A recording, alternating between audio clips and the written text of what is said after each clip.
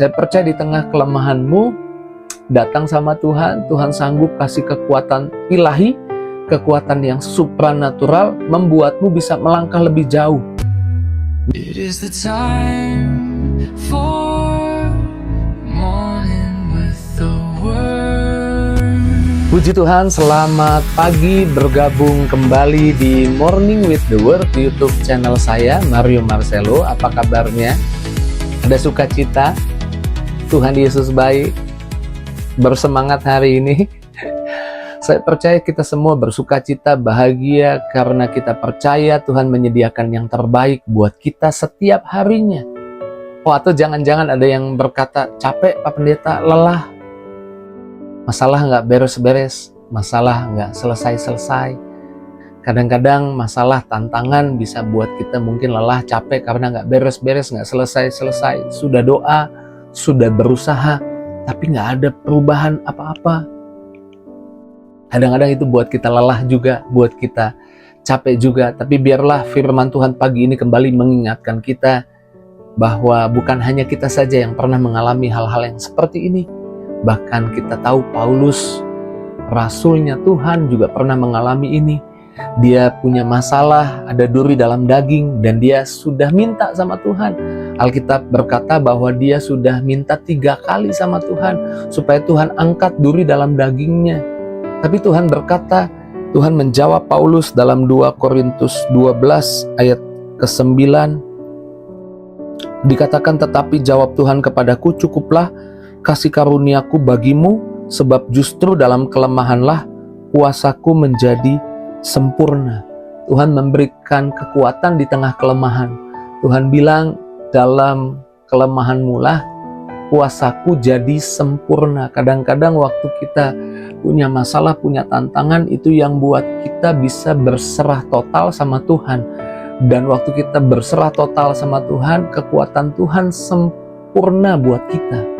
Ingat ketika Paulus di Asia Kecil, dia berkata, rasanya kami nggak mungkin melewati masalah itu di Asia Kecil. Tapi kemudian yang terjadi adalah keadaannya begitu mengerikan, menakutkan. Tapi dia berkata dalam teks The Message Bible, itu adalah hal terbaik yang pernah terjadi. Situasi yang mengerikan, menakutkan, situasi di mana rasanya kok nggak ada jawaban doa, itu situasi terbaik kata Paulus. Kenapa? Karena saat itu bisa berserah total sama Tuhan. Saat itu bisa benar-benar nyerah sama Tuhan. Dan saat benar-benar nyerah sama Tuhan, Tuhan menyelamatkan Paulus. Kekuatan Tuhan berikan, Tuhan nyatakan di tengah-tengah kelemahan kita seringkali. Jadi Alkitab berkata, dalam kelemahan kuasaku menjadi sempurna. Saya doa saudara yang sedang hadapi tantangan, masalah, kekuatan Tuhan yang sempurna mengalir di hidupmu dan menuntunmu melihat jalan keluar, menuntunmu melihat berkat Tuhan, menuntunmu memiliki hikmat apa yang harus kau lakukan, kau kerjakan, karena kekuatan Tuhan mengalir di hidupmu di tengah kelemahanmu. Yang kedua, kekuatan supranatural membuat kita melampaui batas. Kekuatan supranatural membuat kita melampaui batas. Kekuatan yang dari Tuhan maksud saya. 1 Raja-Raja 18 ayat 46 dikatakan, kemudian tangan Tuhan meliputi Elia. Ia mengikat pinggangnya lalu berlari mendahului Ahab sampai ke pintu gerbang Yizreel. Ingat ketika Elia berdoa minta hujan sampai 7 kali, lalu akhirnya awan terlihat dan kemudian Elia berkata, suruh Ahab naik keretanya pergi karena hujan besar, akan kereta kudanya pergi karena hujan besar akan terjadi. Kemudian Ahab lebih dulu, yaitu menggunakan kudanya, keretanya untuk pergi, untuk berlari, dan kemudian Elia menyusulnya. Elia meskipun lelah dalam kondisi kelaparan akibat kekeringan, menerima kekuatan dari Tuhan untuk melakukan perjalanan yang luar biasa. Karena kalau kita perhatikan, kereta kuda Raja Ahab sudah lebih jauh 20 mil. Tapi kita baca lagi ya, 1 Raja-Raja 18 ayat 46 dikatakan, kemudian tangan Tuhan meliputi Elia. Ia mengikat pinggangnya lalu berlari mendahului Ahab sampai ke pintu gerbang Yezreel. Jadi disusul kereta kudanya oleh Elia, dan kekuatannya datang dari Tuhan. Saya percaya di tengah kelemahanmu, datang sama Tuhan. Tuhan sanggup kasih kekuatan ilahi, kekuatan yang supranatural, membuatmu bisa melangkah lebih jauh, membuatmu memiliki kekuatan yang jauh lebih banyak untuk hadapi masalahnya, hadapi tantangannya, untuk hadapi urusannya, dan untuk engkau melampaui batasan. Alkitab berkata bahwa ketika Tuhan menolong, Tuhan menjawab doa jauh lebih banyak, jauh lebih hebat dari yang kamu doa dan pikirkan.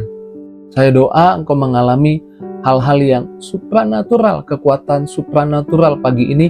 Buat engkau yang merasa tadi jawab capek Pak Pendeta, lelah, banyak masalah, kekuatan ilahi mengalir di hidupmu.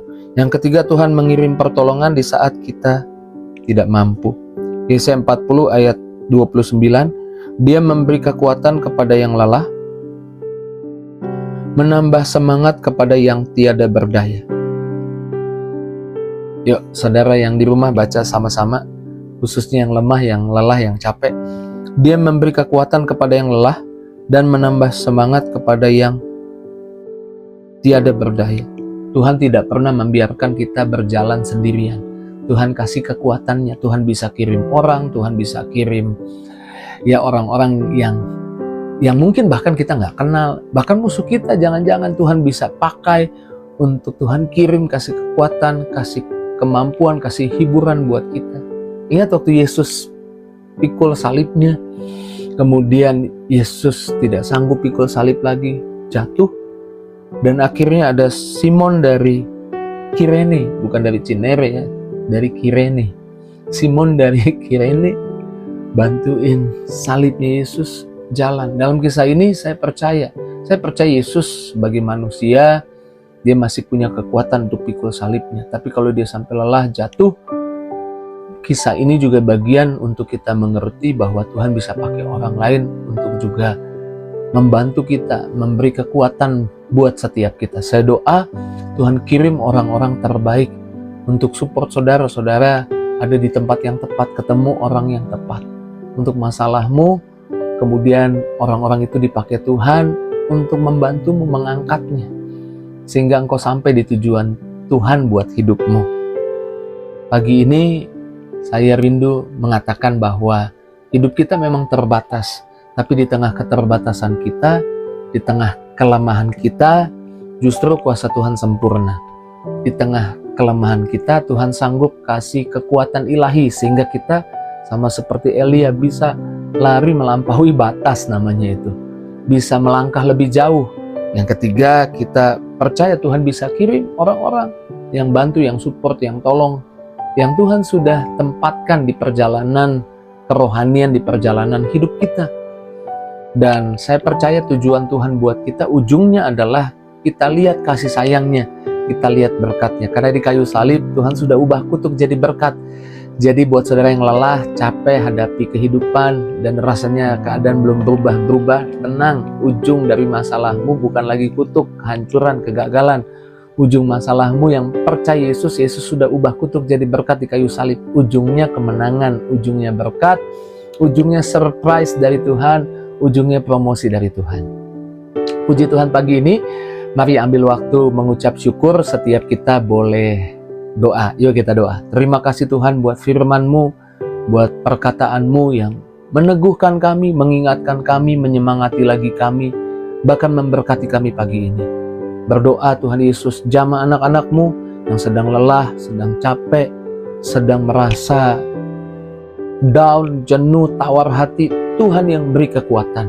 Di dalam nama Yesus, kekuatan baru dari Tuhan mengalir, kekuatan ilahi mengalir. Bahkan kami percaya jalan yang dari Tuhan terbuka. Berkati yang sakit disembuhkan, yang lemah dikuatkan, yang susah dihibur. Doa harapan dikabulkan. Dalam nama Yesus kami doa bersyukur, haleluya. Sama-sama kita katakan, amin. Di dalam keterbatasan saya, kelemahan saya, kuasa Tuhan sempurna. Jika itu responmu, tulis di kolom komentar. Jangan lupa bagikan link Morning with the Word pagi ini kepada teman, sahabat, keluargamu terus maju dalam Tuhan. Tuhan berkati, see you.